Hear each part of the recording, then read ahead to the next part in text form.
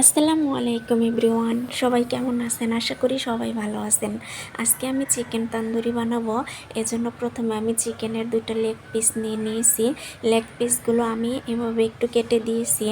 তারপর এখানে অল্প পরিমাণ হলুদ গুঁড়ো, মরিচ গুঁড়ো, চিকেন তান্দুরি মশলা, আদা গুঁড়ো, রসুন গুঁড়ো, পেঁয়াজ গুঁড়ো এবং স্বাদ মতো লবণ ও পরিমাণ মতো সয়া সস দিয়ে দিব।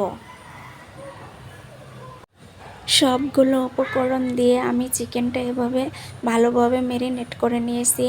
এখন আমি এটা 7-8 ঘন্টার জন্য ফ্রিজে রেখে দিব। 7-8 ঘন্টা পর ফ্রিজ থেকে বের করে আমি আবারও এতে টমেটো সস লাগিয়ে 10 মিনিটের জন্য ম্যারিনেট করে রেস্টে রেখে দিব।